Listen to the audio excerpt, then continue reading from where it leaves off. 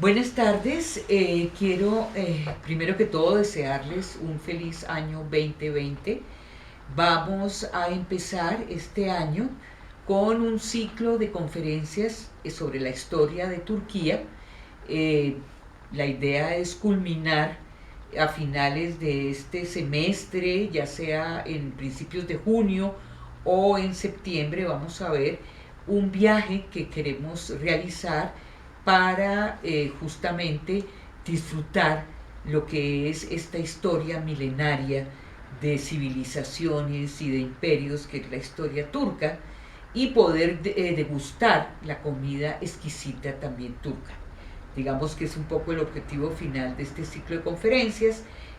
donde podremos disfrutar directamente en el país mismo toda la historia que yo les voy a contar. ¿Cuál es la historia? O sea, Turquía es un país de una historia muy antigua. Nosotros la idea, para arrancar esta historia, en la medida que es tan antigua, queremos poner una referencia sobre lo que sería la historia del siglo octavo, séptimo antes de Cristo, en todo lo que es la costa mediterránea turca, donde se desarrolló entre el siglo séptimo y sexto antes de Cristo un gran cambio del sistema de pensamiento, eh, que llevaría a una nueva filosofía, una nueva manera de entender la realidad, el universo, al ser mismo. Y esta historia es uno de los grandes hitos dentro de esa larga historia de Turquía que nosotros pues analizaremos, para entender en qué consistió este cambio tan profundo del sistema de pensamiento que es el que nos rige hasta el día de hoy. Todo lo que es un pensamiento centrado más en la razón que en la mitología y en las creencias del destino. Posteriormente estaremos entrando a lo que es el ascenso del cristianismo hacia el siglo IV después de Cristo, y cómo este ascenso del cristianismo pues va a llevar a un nuevo imperio que tiene unas raíces griegas, en tanto los griegos pues dejaron allí toda este saber, esta colonización que ellos realizaron en las costas turcas que dan frente al mar Mediterráneo,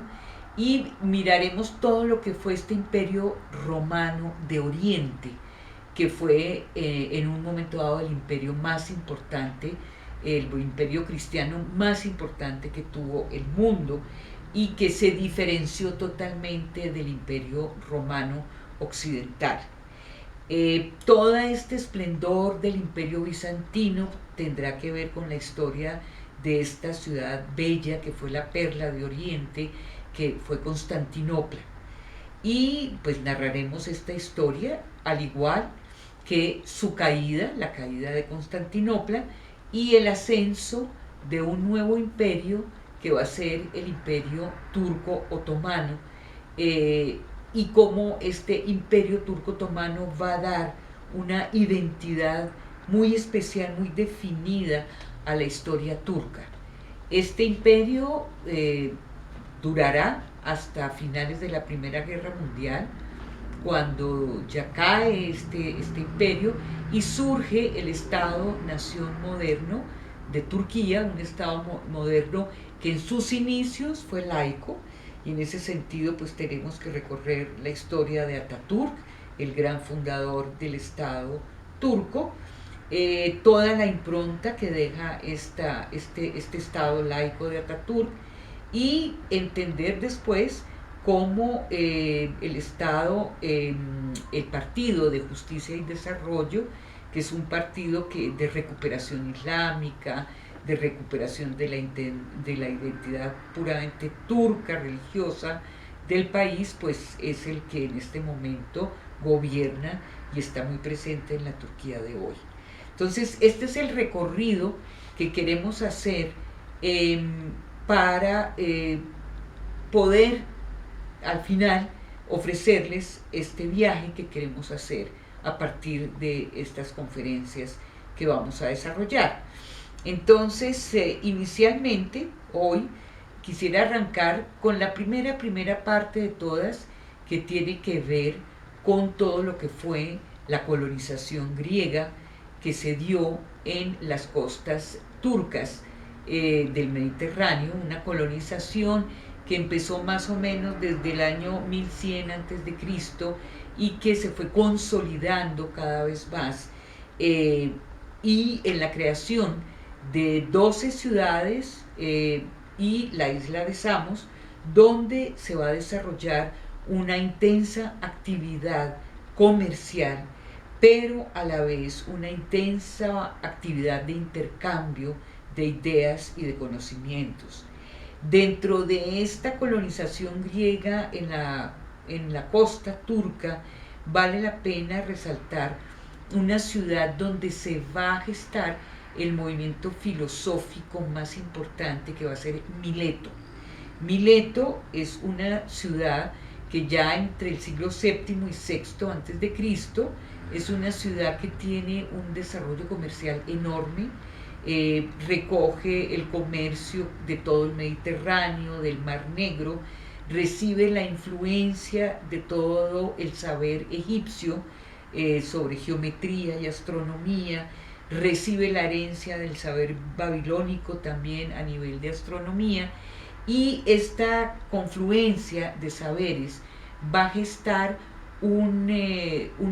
debate, un debate filosófico en torno al interrogante fundamental que se van haciendo estos sabios de Mileto, que es cuál es el origen de la vida,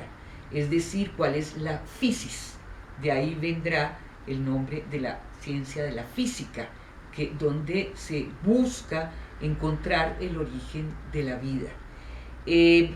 Dentro de estos sabios que van a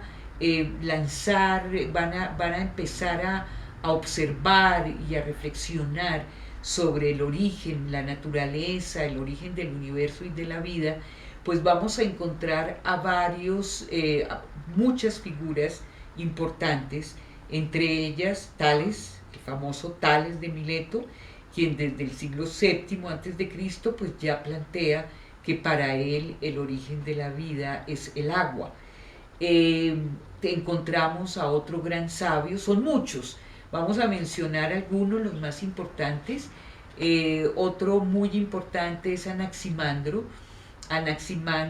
que desarrolla un concepto nuevo, que es el concepto del cosmos. El cosmos, que es una nueva interpretación del universo, en donde se estudia o se busca entender cuál es el origen del universo, cuál es el orden, cuál es su estructura.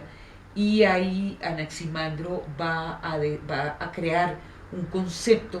totalmente nuevo que va a romper con todo el sistema de conocimiento mítico, mitológico, que existía antes, donde los hombres y la vida estaban determinados por los dioses y las diosas del Olimpo.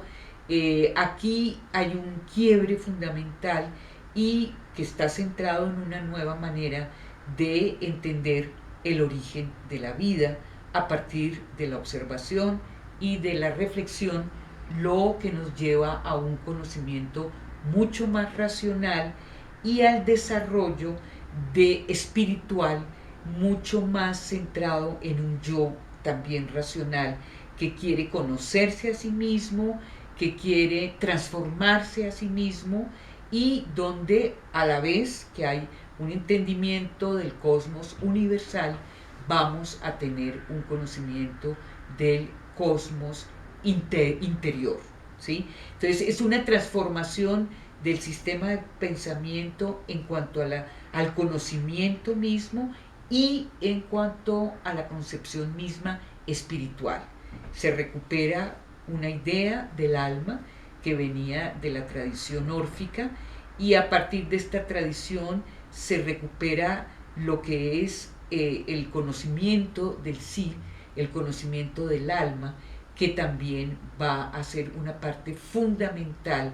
de este cambio en el sistema de pensamiento que se vive en las costas de Turquía, dentro de estas ciudades que constituyen las colonias griegas que van a tener cada vez una mayor importancia. Vamos a dejar por hoy acá. La próxima vez continuaremos con todo el legado y con todas las figuras emblemáticas de estos grandes filósofos naturales que van a dejar una huella tan impertérrita y tan profunda. Les agradezco la atención y nos veremos.